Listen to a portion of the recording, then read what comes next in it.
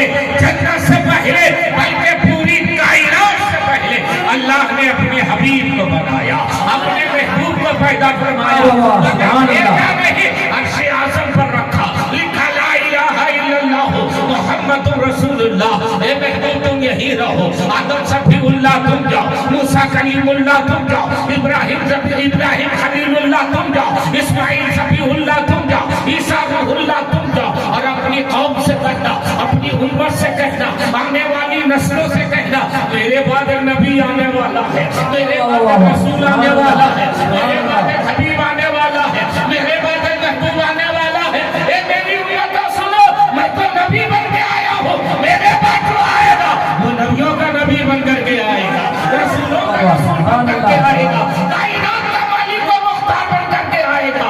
اب زمانہ سوچ رہا تھا حضرت آدم نے کن کے بارے میں کہا، زکریا کے بارے میں، حضرت زکریا نے کن کے بارے میں کہا، حضرت یحییٰ کے بارے میں، حضرت یحییٰ نے کن کے بارے میں کہا، حضرت یعقوب کے بارے میں، حضرت یعقوب نے کن کے بارے میں کہا، حضرت یوسف کے بارے میں، حضرت یوسف نے کن کے بارے میں کہا، حضرت موسیٰ کے بارے میں، حضرت موسیٰ نے کس نبی کے بارے میں خبر دی، حضرت ابراہیم کے بارے میں، حضرت ابراہیم نے کس نبی کے بارے میں بتایا، حضرت عیسیٰ کے بارے میں، تو حضرت عیسیٰ نے کہا اے لوگوں، 1,24,000 تمام انبیاء نے جس نبی کی بشارت دی تھی، جس نبی کی خوشخبری سنائی تھی، جس نبی کا خطبہ پڑھا تھا، اب میں ان کا نام لے کے بتا رہا ہوں، میرے بعد جو نبی آئیں گے، من بعد اسمہ احمد، وہ احمد بن کے آ رہے ہیں۔ نعرہ رسالت، مقام مصطفیٰ، ذکر مصطفیٰ، حضرت علامہ ڈاکٹر ذاکر حسین صاحب کی زندہ باد، زندہ باد۔ آپ لوگ تھکے نہیں نا؟ نہیں تو سبحان اللہ بھی بولیے اور ہاتھ بھی اٹھائیے، ایسے سے کیا کر رہے ہیں؟ NPW اپیل کر رہے ہیں کیا؟ پورا ہاتھ اٹھائیے اور ہاتھ اٹھا کے بولو سبحان اللہ، جزاک اللہ۔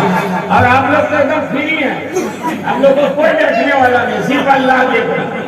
ان کا نہیں ہوا انہیں کو بولنا چاہیے، ایڈوانس میں بولنا چاہیے تاکہ بیوی بھی اچھی ملے اور ساس بھی اچھی ملے۔ جھوم کے بول دیجیے، آپ کے بولیے یا رسول اللہ۔ حضرت عیسیٰ نے کیا کہا؟ من بعد اسمہ احمد، میرے بعد جو نبی آئیں گے ان کا نام احمد ہوگا۔ ولادت کے بعد میرے نبی کا نام کیا رکھا گیا؟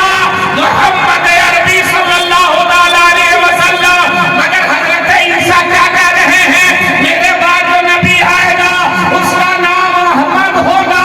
اب سنیے، میرے نبی کے 99 نام ہیں مگر 2 نام بڑے مشہور ہیں، ایک ہے احمد، ایک ہے محمد۔ احمد کس کو کہتے ہیں؟ محمد کس کو کہتے ہیں؟ میرے نبی کی حکومت پوری کائنات میں ہے، آسمان میں بھی حکومت ہے اور زمین میں بھی حکومت ہے۔ آسمان میں جو حکومت ہے وہ احمد کے نام سے ہے، محمد عربی کا جو دار حکومت چل رہی ہے وہ زمین میں محمد کے نام سے چل رہی ہے۔ کیا کہا حضرت عیسیٰ نے؟ من بعد اسمہ احمد، میرے بعد جو نبی آئیں گے ان کا نام احمد ہوگا۔ آج احمد و محمد کی تعریف سن لیجئے تو کبھی بھی کوئی آدمی بدعقیدہ نہیں ہو سکتا، دیوبندی نہیں ہو سکتا، وہابی نہیں ہو سکتا، گستاخ رسول نہیں ہو سکتا۔ احمد کس کو کہتے ہیں؟ احمد اس کو کہتے ہیں جس نے سب سے زیادہ اپنے خدا کو یاد کیا۔ سبحان اللہ کب بولیے؟ کل بولیے۔ سبحان اللہ، سبحان اللہ۔ ہم چل جائیں گے تو SMS کر دیجیے گا کیا؟ ابھی یہ بول دیجیے، میرے آقا کا نام ایک نام احمد ہے۔ احمد اس کو کہتے ہیں جس نے سب سے زیادہ اپنے خدا کی عبادت کیا، اور محمدی عربی اس کو کہتے ہیں جس کو سب سے زیادہ خدا نے یاد کیا۔ یعنی میرے نبی سے بڑھ کر زمانے میں کوئی بھی اللہ کو یاد کرنے والا پیدا نہیں ہوگا، اور اللہ نے اپنے محبوب کو جتنا یاد کیا اتنا کسی رسول کو بھی یاد نہیں۔ اب آپ کہہ سکتے ہیں سرکار کی عمر شریف صرف 63 سال تھی، سرکار کی وہ عبادت دکھائیے جو سب سے زیادہ اللہ تعالیٰ کو یاد کرنے والے میں ہم لوگ اگر مصطفیٰ جان رحمت کو دیکھیں تو سب سے زیادہ مصطفیٰ جان رحمت ہی اللہ کی عبادت کرتے ہوئے نظر آئے. تو زمین پر سرکار جب تشریف لائے وہ چھوڑ دیجیے عالم ارواح میں اللہ رب العزت نے جب سارے لوگوں کو جمع کیا تھا، ساری روحوں کو، ہم اور آپ بھی تھے اور سارے پیغمبر بھی تھے، تو اللہ نے فرمایا میں تیرا رب ہوں کہ نہیں؟ تو ساری روحیں خاموش تھی. روح پاک مصطفیٰ نے جواب دیا ہاں میرے خدا تو بے شک ہمارا رب ہے. اب ساری روحوں نے تائید کر دیا. اب اللہ نے فرمایا عام روح ہٹ جاؤ، خاص لوگ رہے، انبیاء رہے، رسول رہے، پیغمبر رہے. اللہ نے فرمایا اے پیغمبروں، اے نبیوں، میں تمہیں نبوت دے دوں، میں تمہیں رسالت عطا کر دوں، تم دنیا میں جاؤ اور تیرا چرچا ہونے لگے، تیری امت بھی ہو. ایسے ہی دور میں اگر میرا نبی چلا جائے تو کیا کرو گے؟ تو تمام نبیوں نے عرض کیا اے خدا اگر تیرا محبوب میرے زمانے میں چلا جائے گا تو ہم نبی نہیں رہیں گے، غلام نبی ہو جائیں گے اور تیرے محبوب پر ایمان.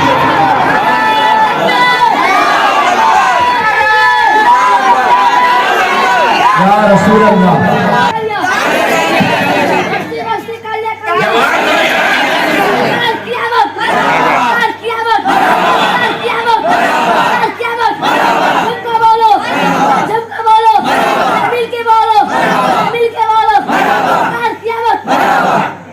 کرنے کے لیے تو آنکھ سے دیکھ بھی رہے ہیں اور زبان سے بھی آپ دیکھ رہے ہیں. زبان سے بولیے اور آنکھ سے دیکھیے. اچھا اس بچے کو اللہ تعالیٰ سلامت رکھے، مسلک اعلیٰ حضرت کا لمبردار بنائے اور اس کو حافظ قرآن بنائے. بہت تیز لڑکا ہے اور اس نے بستی کریا لگایا. ہم چاہتے ہیں حضور تاکہ شریعہ کا ایک افاقی شعر آپ کو سنا سنیے گا. کلام میں خود حضور تاکہ شریعہ کا کلام ہے. زندگی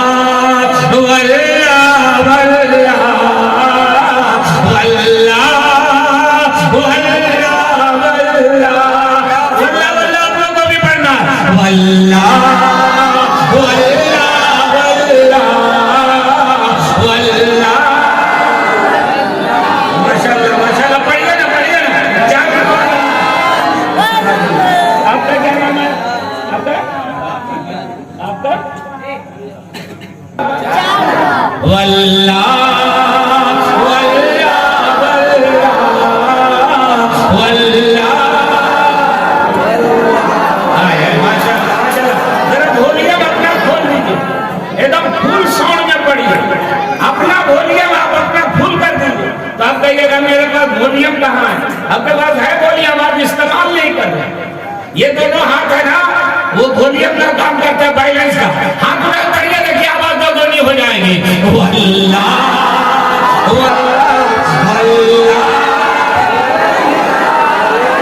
کیا کہنا ہے. اور نہ سمجھ مرتے ہیں زندگی کے لیے، نہ سمجھ مرتے ہیں زندگی کے لیے، جینا مرنا ہے سب کچھ نبی کے لیے. نعرہ تکبیر، نعرہ رسالت، مسلک اعلیٰ حضرت کلام تاج الشریعہ علامہ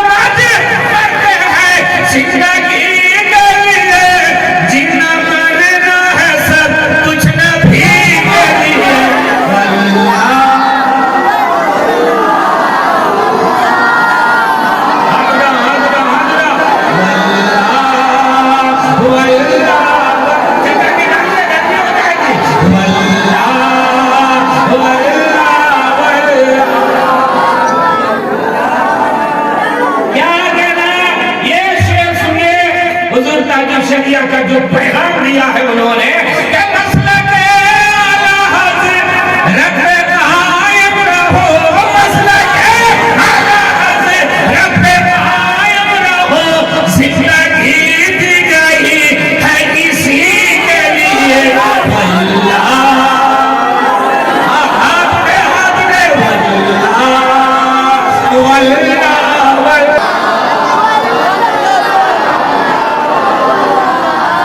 کیا کہنا ہے سبحان اللہ اللہ تعالیٰ شان ہے عاشق مصطفیٰ کی عجب شان ہے، باب کعبہ کھلا ازہری کے لیے واللہ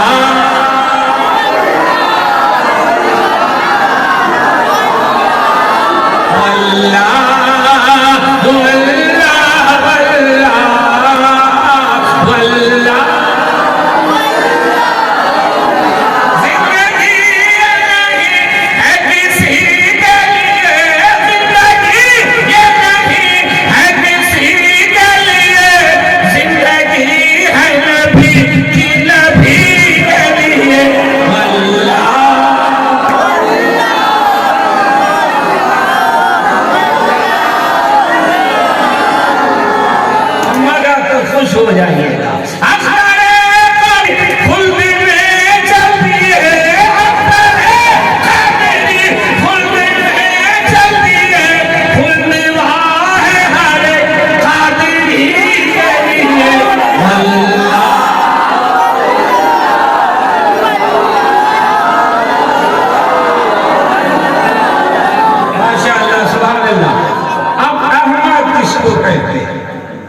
اس کو سنیں۔ میرے آقا نے فرمایا جبریل تیری عمر کتنی ہے؟ عرض کیا یا رسول اللہ میری عمر کتنی لمبی ہے یہ مجھے خود پتہ ہے۔ حضرت آدم علیہ السلام سے لے کر کے حضرت عیسیٰ جتنے بھی اللہ کا احکام پہنچانا تھا وہ نہیں تو تھا۔ حضرت آدم سے لے کر حضرت عیسیٰ تک اللہ کی کتابیں لایا، اللہ کا پیغام لایا، سارے نبیوں تک اللہ کا حکم پہنچایا، وہ میں ہی ہوں۔ اس سے میری عمر کا اندازہ لگائیے۔ میرے آقا نے فرمایا جبریل کچھ تو اندازاً بتاؤ کہ آپ کی عمر کتنی ہے؟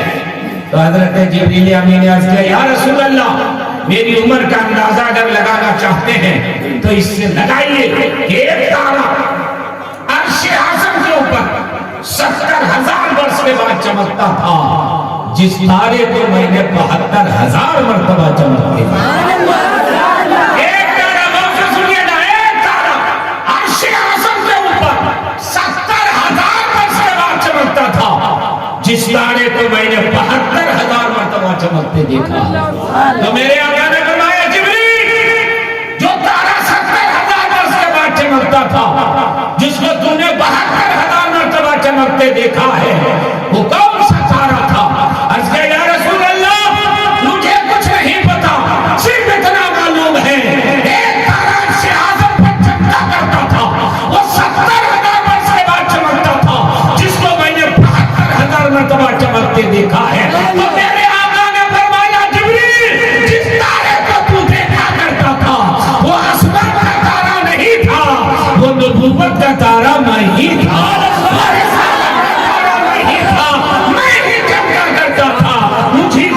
دیکھا کرتا۔ اب حضرت جبریل یا رسول اللہ اب 70,000 برس کے بعد ایک مرتبہ نظر آتے تھے، تو 70,000 برس اب کہاں تشریف لے جاتے ہیں؟ اب میرے آقا کا جواب سنیے، ایمان تازہ ہو جائے گا، احمد کی تعریف آپ کو معلوم ہو جائے گی۔ میرے آقا نے فرمایا جبریل میں عرش اعظم پر بھی اللہ کی عبادت ہی کر رہا تھا۔ اے جبریل جب میں نماز میں کھڑا ہوتا تھا تو تجھے نظر آتا تھا، جب میں سجدے میں چلا جاتا تھا تو تجھے نظر نہیں آتا تھا، یعنی ایک سجدہ میرا 70,000 برس کا ہوتا تھا، جو دیکھتا تھا وہ میں ہی تھا، میں ہی جھٹکا کرتا تھا، مجھے کو تو دیکھا تھا۔ یہ ہے میرے نبی کا وہ سجدہ جو ولادت سے پہلے والا سجدہ ہے۔ اب آئیے میرے نبی کو خدا نے کتنا یاد کیا؟ خالی نہ ہونا والا یاد کر رہا ہے نبی کو، یا خدا نے بھی اپنے محبوب کو یاد کیا؟ تو اب چلیے کسی اور سے نہیں، قرآن سے پوچھیں، اے قرآن تو بتا دے، تیرے محبوب کو ہم دیکھنا چاہتے ہیں، محبوب کی تعریف ہم دیکھنا چاہتے ہیں، محبوب کا سراپا دیکھنا چاہتے ہیں۔ تو قرآن نے کہا کیا دیکھنا چاہتے ہو؟ میرے نبی کا چہرہ والضحا ہے، نبی کی زلفیں واللیل اذا سجا ہے، نبی کا سینہ لم نشرح لک صدرک ہے، نبی کا ہاتھ وما رمیتا اذ رمیتا ولکن اللہ رما ہے، نبی کی رفتار سبحان الذی اسری ہے، نبی کی گفتار وما ینطق عن الہوی ان هو الا وحی یوحی ہے، نبی کی آنکھیں ما زاغ البصر وما طغی ہے، نبی کی بحث لقد من اللہ علی المؤمنین اذ بعث فیہم رسولا ہے، نبی کی رحمت وما ارسلناک الا رحمۃ للعالمین ہے، اور نبی کی حقیقت قد جاءکم من اللہ نور و کتاب مبین ہے۔ قرآن پڑھتے چلے جاؤ، مصطفیٰ کی تعریف ہوتی چلی جائے۔ یہ میرے محبوب ہیں جس کا چرچا خدا نے کیا، اور کہاں کیا؟ قرآن شریف میں کیا۔ بولیے کہاں؟ قرآن شریف میں۔ اب قرآن شریف آپ نماز میں پڑھنے جائیں، کھڑے ہوئے نماز میں، اور قرآن کی تلاوت آپ نے شروع کیا، تو سجدہ تو خدا کا ہوگا، مگر اس میں تعریف میرے مصطفیٰ کی ہوگی۔ قرآن پڑھتے چلے جائیں، مصطفیٰ کی تعریف ہوتی چلی جائے گی۔ اب احمد بن کر کے مصطفیٰ تشریف لائے، اور محمد عربی بن کر کے زمانے میں میرے نبی چھا گئے، اور سرکار پیدا ہو کے دنیا میں انقلاب برپا کر دیا۔ ایسا انقلاب کہ جس انقلاب کا جواب نہ کل تھا، نہ آج ہے، نہ صبح قیامت تک آنے والا۔ دنیا میں بہت سارے انقلابات آتے ہیں، آتے ہیں۔ ہندوستان میں بھی انقلاب لانے کی کوشش کی گئی، جی ایس ٹی کے ذریعے، لاک ڈاؤن کے ذریعے، نوٹ بندی کے ذریعے۔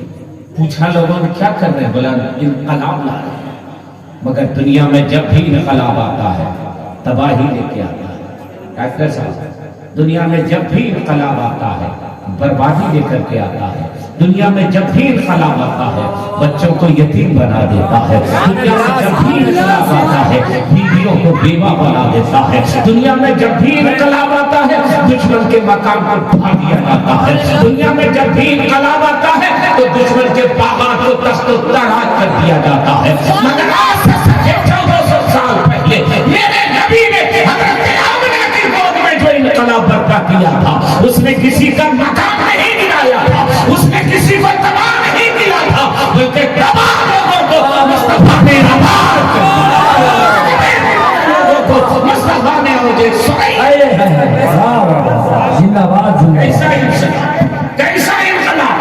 سماجی انقلاب، معاشی انقلاب، جسمانی انقلاب، روحانی انقلاب، مذہبی انقلاب، سیاسی انقلاب، ادبی انقلاب، تعلیمی انقلاب، لسانی انقلاب، ظاہری انقلاب، باطنی انقلاب، ایسا انقلاب جس انقلاب کی دھمک آج بھی محسوس کی جا رہی ہے۔ آج نعرہ لگ رہا ہے بیٹی بچاؤ بیٹی پڑھاؤ۔ یہ کس کا نعرہ ہے؟ یہ 2014 کا نعرہ ہے۔ بیٹی بچاؤ بیٹی پڑھاؤ نعرہ تو رات کو فریب ہے، بیٹی بچاؤ بیٹی پڑھاؤ، مگر کس سے بچاؤ یہ نہیں بتایا ان لوگوں نے۔ ریپ کرنے والوں سے بچاؤ، زانیوں سے بچاؤ، دبنگوں سے بچاؤ، لٹیروں سے بچاؤ، یہ دبنگ جو لوگ ہیں ان سے بچاؤ، یہ نہیں بتایا۔ کہا بیٹی بچاؤ بیٹی پڑھاؤ، میں نے کہا دنیا والوں تم آج کہہ رہے ہو بیٹی بچاؤ، میرے نبی 1450 سال پہلے کروا رہے ہیں بیٹی بچاؤ بیٹی کی حفاظت کرو، بیٹی بچاؤ گے یہ نعرہ کسی اور کا نہیں، یہ نعرہ میرے نبی کا نعرہ ہے۔ سبحان اللہ، بیٹی بچاؤ۔ ابھی مولانا شہباز صاحب شاہ اسلام مفتی خصال اختر صاحب اور دیگر سارے شعراء ماں کے اوپر کلام پڑھ رہے تھے۔ یہ حق کس نے دیا؟ یہ رتبہ کس نے دیا؟ یہ عظمت کس نے دی؟ یہ رفعت کس نے دی؟ یہ اسلام نے دیا۔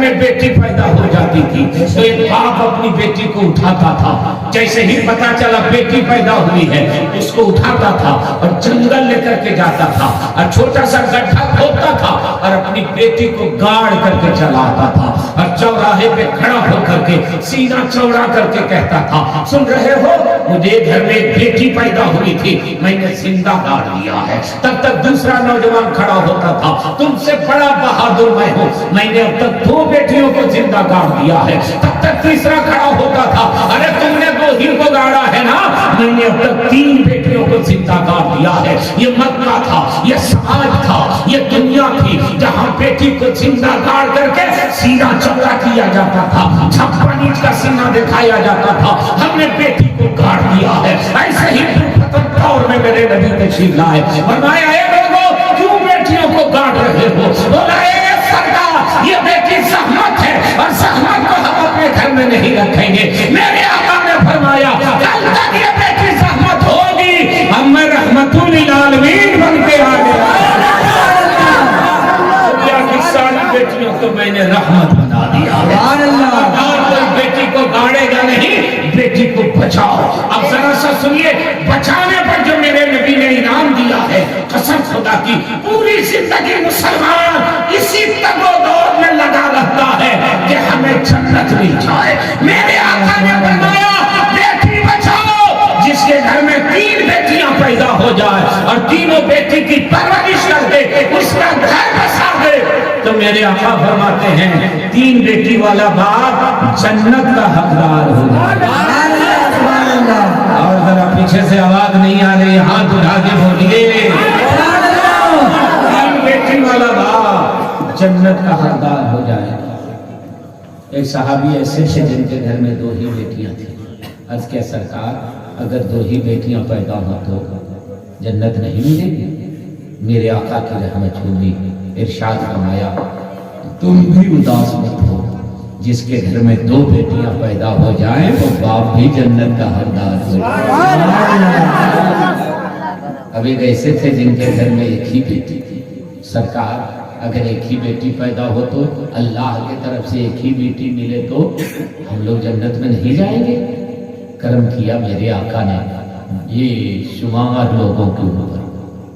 میرے آقا نے فرمایا کہ میرے صحابی تم بھی اداس مت ہو، جس کے گھر میں 1 بیٹی پیدا ہو جائے وہ باپ بھی جنت کا حقدار ہو جائے۔ 1 بیٹی پر جنت میں لے تو بھی آپ اتنا آہستہ سے سبحان اللہ بول رہے سبحان اللہ سبحان اللہ۔ میں یہ بتا رہا ہوں دنیا والا جو کر رہا ہے اسلام نے 1450 سال پہلے کر کے دکھا دیا ہے۔ صحابی اگر 1 بیٹی پیدا ہو جائے تو وہ باپ بھی جنت کا حقدار ہو جائے گا۔ اب ایک ایسے صحابی تھے جن کے گھر میں کوئی بیٹی نہیں، خالی بیٹا۔ بہار اور جھارکھنڈ کی زبان میں بولے خالی پلسر، خالی اپاچی، خالی پھیری، خالی کولر، خالی 4 ویلر نکل رہا ہے، دھڑا 4۔ یہ سرکار اگر بیٹی پیدا نہ ہو خالی بیٹا ہی پیدا ہو تو کیا ہم لوگوں کا ٹکٹ کنفرم نہیں ہوگا؟ ہم لوگ ویٹنگ لسٹ میں رہ جائیں گے؟ ریلوے والا آج تتکال ٹکٹ دیتا ہے، تتکال میں بھی اس کا نہیں بھرتا ہے جھولا تو پریمیم تتکال نکالے ہوا ہے، اس میں بھی اگر اس کا کوٹا پورا نہیں ہوتا ہے تو کرنٹ ٹکٹ نکالتا ہے۔ ٹرین کھل گئی تو بھی تم ٹکٹ بک کر سکتے ہو۔ کسی نہ کسی طرح پیسہ چاہیے، کسی نہ کسی طرح ذخیرہ جمع کرنا ہے، ریلوے والا اس تتکال ٹکٹ دیتا ہے۔ میرے نبی نے 1450 سال پہلے جنت کا ٹکٹ کنفرم کیا۔ اگر بیٹی پیدا نہ ہو تو دل میں تمنا کرنا کاش اللہ ہم کو بھی ایک بیٹی عطا فرمائے، تو اس تمنا کی بنیاد پر تم بھی جنتی ہو جاؤ۔ جس کا کوئی سہارا نہیں اس کا نبی سہارا، جس کا کوئی آسرا نہیں اس کا مصطفیٰ آسرا۔ میں آپ کی توجہ چاہوں گا، میرے آقا مصطفیٰ جانے رحمت ہے، بیٹیاں گاڑی جا رہی تھی، میرے نبی نے رحمت بنا دیا۔ اب اسی میں ایک صحابی تھے جو زار و قطار رونے لگے. میرے آقا نے فرمایا کیوں رو رہے ہو؟ عرض کیا سرکار میں ہلاک ہو گیا, میں برباد ہو گیا. کیا ہوا؟ سرکار آپ کی بیٹی کی پیدائش پر جنت کی بشارت دے رہے ہیں, اور یہی میرا ظالم ہاتھ ہے جس نے 3 بیٹی کو زندہ گاڑ دیا ہے. اے میرے آقا 2 بیٹی کو جب تک گاڑا تب تک تو افسوس نہیں ہوا, مگر تیسری بیٹی تھوڑی سی ہوشیار ہو گئی تھی. میری بیوی حاملہ تھی, میں ملک شام تجارت کے لیے جا رہا تھا. میں نے اپنی بیوی سے کہا سنو, اگر بیٹی پیدا ہو تو زندہ گڑوا دینا, اور اگر بیٹا پیدا ہو تو سینے سے لگا کر کے پالنا. میں جا رہا ہوں تجارت کے لیے, 6 مہینے سال بھر کے بعد لوٹوں گا, مگر جب لوٹ کر کے آؤں تو بیٹی کا منحوس چہرہ نہ دیکھنے پاؤں. اور سرکار اسی درمیان میرے گھر میں بیٹی پیدا ہوئی. میری بیوی اور ماں کی ممتا جاگ گئی. میری بیوی نے فیصلہ کیا کہ بیٹی کو زندہ نہیں گاڑوں گی چاہے میری جان چلی جائے. اور میں 6 مہینہ کے بعد لوٹ رہا تھا. میری بیٹی کچھ ہوشیار ہو گئی تھی, اور جب بیوی کو پتا چلا کہ میں آ رہا ہوں تو بجائے خوش ہونے کے اداس ہو گئی. پڑوس میں گئی اور اپنی بیٹی کو رکھ دی اور بولی اے میری بہن چند مہینے کے لیے رکھ لو, جب حالات اچھے ہوں گے میں لے جاؤں گی, حالات اچھے نہیں ہوں گے خدا کے حوالے کر دوں گی. پڑوس کی عورت رکھ لیتی ہے. میری بیوی میرا استقبال کرتی ہے. جیسے ہی سلام کی میں نے جواب دیا, اور میں نے پوچھا کیا ہوا, تو حاملہ تھی, پیٹ میں بچہ تھا, کیا ہوا؟ بیوی نے کہا بیٹی پیدا ہوئی تھی, میں نے زندہ کروا دیا. میں بہت خوش ہوا. بہت وفادار بیوی ہے, بہت اچھی بیوی ہے, بہت بڑا کام تم نے کیا. اور ہم میاں بیوی رہنے لگے. ایک دن وہی بیٹی چل کر کے ماں کے گود میں آ گئی. ماں نے سینے سے لگایا, پیار کرنے لگی. میں نے دور سے کہا کس کی بیٹی ہے؟ بڑی پیاری ہے, بڑی خوبصورت ہے, بڑی اچھی ہے. اتنا خوش نصیب وہ باپ ہوگا جس کی یہ بیٹی ہوگی. سفر سے آتا ہوگا اور بیٹی مسکرا دیتی ہوگی تو اس کی ساری تھکان کو دور کر دیتی ہوگی. شوہر کا مزاج بیوی نے دیکھا. بیوی بولی اے میرے شوہر کیا ایسے ہی تمہاری بیٹی ہو, اتنے ہی پیاری تیری بیٹی ہو, پیار کریں گے؟ بولا کون وہ باپ ہوگا جو ایسی بیٹی سے پیار نہیں کرے گا؟ تو بیوی نے کہا مبارک ہو, مبارک ہو, یہ تمہارا ہی چچرا ہے, یہ بیٹی ہے. شوہر نے کہا کیسے ایسا ہوا؟ ساری بات بتاتی ہے اور وہ باپ پیار کرنے لگتا ہے. یا رسول اللہ بیٹی سے مجھے محبت ہو گئی, میں پیار کرنے لگا, مگر ایک دن شیطان نے مجھ کو ورغلایا, شیطان نے مجھ کو بہکایا. ارے بھلا تو بہادر تھا, 2 بیٹی کو زندہ گاڑ دیا تھا, یہ تیسری بیٹی سے پیار کیوں کر رہے ہو؟ اس کو بھی زندہ گاڑ دو. کل یہ تیری بیٹی جوان ہوگی, اس کی شادی کرنی ہوگی, کوئی میرا داماد بنے گا, تو کسی کا سسر بنے گا. یہ کتنی گری ہوئی بات ہے. اور سرکار شیطان ہم پر غالب ہو گیا, نفس امارہ ہم پر حاوی ہو گیا, اور میں نے ارادہ کر لیا اس بیٹی کو بھی زندہ گاڑ دوں گا. اور میں اپنی بیٹی کو اٹھایا اور ہتھیار لیا, کدال لیا اور لے کر کے جنگل کی طرف چلا. بیٹی کو بیٹھا دیا, گڈھا میں کھودنے لگا. بیٹی نے کہا تو تھی زبان میں, ابا گڈھا کیوں کھود رہے ہیں, یہاں کیوں لائے ہیں؟ میں نے آنکھیں دکھائی, چپ رہو, اسی چکنی باتوں میں میں آ گیا تھا. ابا مجھے مت کہنا, ابو مجھے مت کہنا. بولی گڈھا کیوں کھود رہے ہیں؟ میں نے کہا تجھے گاڑنے کے لیے. میری بیٹی سہم گئی, بولی میرا قصور کیا ہے؟ میں نے کہا سب سے بڑا قصور یہ ہے کہ تو بیٹی ہے بیٹی, اور بیٹی کو ہم زندہ نہیں رہنے دیں گے. اس سے پہلے کہ میں ڈانٹتا, ایک آواز جنگل میں آئی اور کانوں سے ٹکرائی, خبردار خبردار, بیٹی کو ہاتھ نہ لگانا, بیٹی تمہاری نہیں ہے, بیٹی پوری قوم کی ہے, بیٹی پورے معاشرے کی ہے. خبردار, بیٹی کو ہاتھ نہ لگانا. میں چاروں جانب جنگل میں دیکھا, آواز تو آ رہی تھی, آواز دینے والا نظر نہیں آ رہا تھا. میں نے چلا کر پوچھا کون ہے تو روکنے والا؟ آواز آئی کون ہے تو گاڑنے والا؟ ہمیں جملہ کرو, نعرہ لگنا چاہیے, نعرہ دو طرف سے لگنا چاہیے. آواز آئی کون ہے تو گاڑنے والا؟ آواز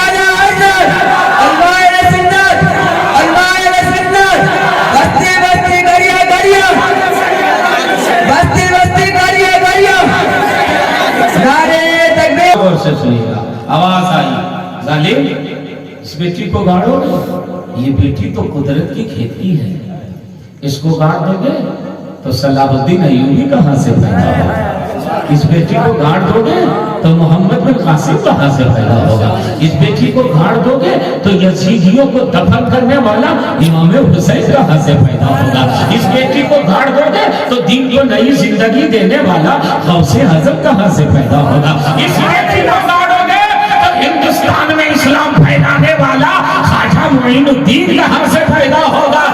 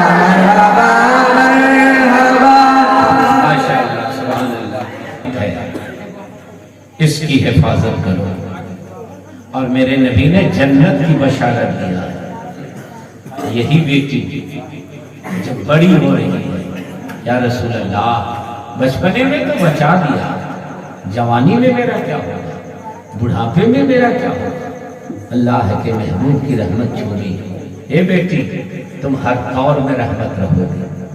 جب تک باپ کے گھر میں رہو گی باپ کے لیے رحمت، سسرال جاؤ گی شوہر کے لیے رحمت، اور ماں بن جاؤ گی تو تیرے قدم کے نیچے جنت. ماں کے نام پر بھی آپ کو جتنا ایسے ہی سبحان اللہ بول رہے ہیں. ماں کے قدم کے نیچے جنت. آپ سے پوچھے جلسہ کیوں کر رہے ہیں؟ جنت مل جائے. نمازی سے پوچھئے نماز کیوں پڑھ رہے ہیں؟ جنت مل جائے. حاجی سے پوچھئے حج کرنے کیوں جا رہے ہیں؟ جنت مل جائے. دنیا کا کوئی بھی مسلمان ہو اس سے پوچھئے نیک کام کیوں کر رہے ہو؟ اللہ راضی ہو جائے جنت مل جائے. اور میرے آقا فرماتے ہیں جنت تمہارے گھر ہی میں ہے، وہ بھی ماں کے قدم کے نیچے ہے. ماں کے قدم کے نیچے جنت ہے. اب باپ لوگ کہہ سکتا ہے کہ خالی ہم لوگ کو سبحان اللہ بلوائیے گا، ہم لوگ کی بھی کوئی فضیلت ہے کہ نہیں؟ ماں اور باپ جنت ہے، اور ایک جنت ہے تو ایک جنت کا دروازہ ہے. میں کوئی اندر داخل ہوگا تو جب تک دروازے سے نہیں گزرے گا تب تک اندر نہیں جا سکتا. باپ بالکل دروازے کی مانند ہے، ماں بالکل جنت کی مانند ہے.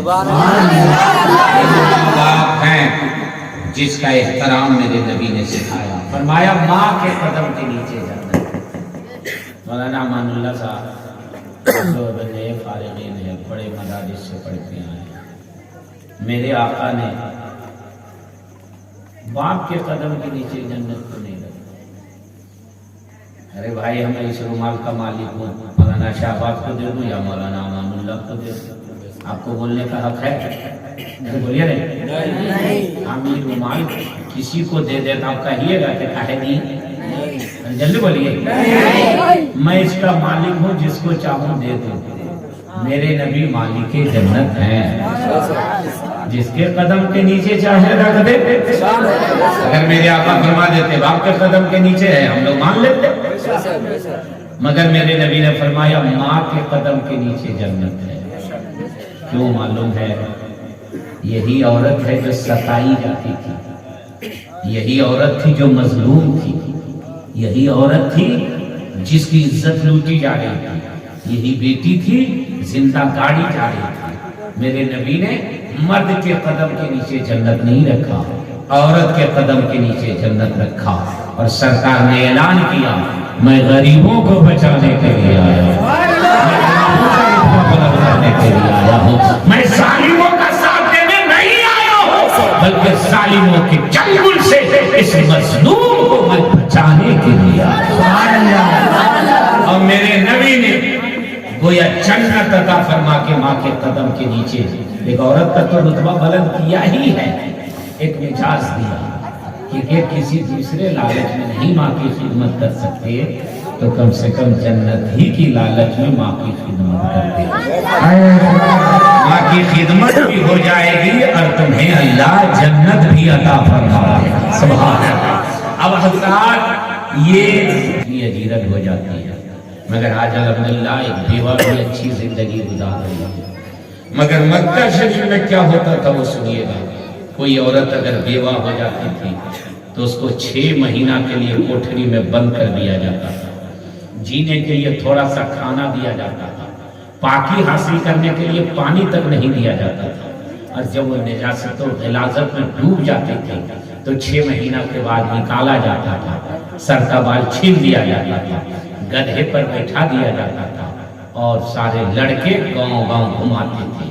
یہ کوک جلن ہے، یہ ڈائن ہے، یہ منحوس ہے، اپنے شوہر کو کھا گئی. اس کا جو ہے چہرہ کوئی نہ دیکھے. دکاندار صبح صبح اس کا چہرہ دیکھ کے دکان مت کھولنا ورنہ دن بھر بوہنی نہ ہو. وکیل صاحب ان کو دیکھ کے وکالت کھانے مت جائیے گا ورنہ کسی موکل سے ملاقات نہ ہوگی. مسافر اس کو دیکھ کر کے سفر شروع مت کرنا ورنہ تیرا سفر نامکمل ہو جائے گا. اور ہندوستان میں کیا ہوتا تھا، کسی کا پتی مر جاتا تھا تو اس کی پتنی کو اسی کے چتا میں بیٹھا کے جلا کر کے راکھ کر دیا جاتا تھا. یہ ڈائن تھی، یہ کوکجلن تھی، اپنے شوہر کو کھا گئی. اس کو جینے کا حق نہیں ہے، اس کو دنیا میں رہنے کا حق نہیں ہے. مکہ میں کیا ہوتا تھا؟ 6 مہینہ اس کو کوٹھری میں بند کر دیا جاتا تھا. ہندوستان میں کیا ہوتا تھا؟ ستی کر دیا جاتا تھا. اب ایسے ہی ماحول میں میرے نبی تشریف لائے. اب 1 منٹ کے لیے عالم تصور میں چلیے مکہ شریف اور ذرا سا وہ منظر دیکھیے. مکہ ہی ایک بیوہ ہے اور مکہ ہی میں بیوہ کی عمر 40 سال، کنوارے کی عمر شریف صرف 25 سال. بیوہ مکے میں لاجواب اور کنوارا پوری کائنات میں لاجواب. بیوہ کا نام حضرت خدیجۃ الکبریٰ ہے اور کنوارے کا نام محمد رسول اللہ. میرے نبی کی عمر شریف 25 سال، حضرت خدیجۃ الکبریٰ رضی اللہ تعالیٰ عنہ کی عمر شریف 40 سال. 40 سال کے بعد بڑھاپا شروع ہو جاتا ہے. 25 سال شباب کا ٹائم رہتا ہے اور 40 سالہ بیوہ نے 25 سالہ پیغمبر اسلام کے پاس جب پیغام نکاح بھیجا تھا تو میرے نبی نے انکار نہیں کیا تھا، بلکہ اقرار کر کے اعلان کیا تھا، اے مکے والو، تم نے تو سہاگن کو ابھاگن بنا دیا تھا اور یہ نبی ہے جو ابھاگن کو سہاگن بنا دیا، زندگی دینے جا رہے ہیں. اور جس بیوہ کو لوگ منحوس سمجھتے تھے مصطفیٰ نے اسے ام المومنین بنا دیا. سبحان اللہ سبحان اللہ. اس کا احسان ہے، یہ اسلام کا احسان ہے، یہ میرے نبی کا احسان ہے. میرے نبی نے پہلی شادی کس سے کی؟ بولیے نا، حضرت خدیجہ رضی اللہ تعالیٰ عنہ سے. دوسرے لفظوں میں یوں کہیے پہلی شادی پہلا نکاح کس سے کیا؟ ایک بیوہ سے. اور عمر میں 15 برس کی بڑی، عمر میں حضرت خدیجہ رضی اللہ تعالیٰ عنہ 15 برس کی بڑی.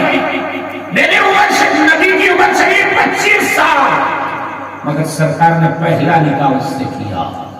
جو ظالم کہتا ہے تیرے نبی نے اتنی شادیاں کیوں کی، اس سے پوچھئے کہ میرے نبی نے پہلا نکاح کنواری سے نہیں بیوہ سے کیا ہے.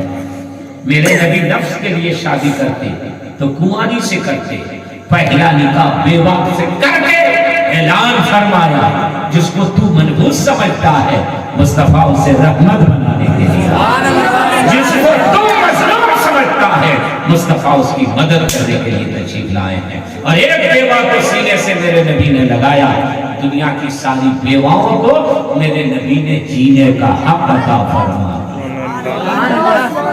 اب آپ بتاؤ دوست، آپ لوگ کی طرف جہیز چلتا ہے کہ نہیں؟ چلتا ہے کہ دوڑتا ہے؟ بہت تیز. مگر اس دوڑنے میں نقصان کیا ہو رہا ہے معلوم ہے آپ کو؟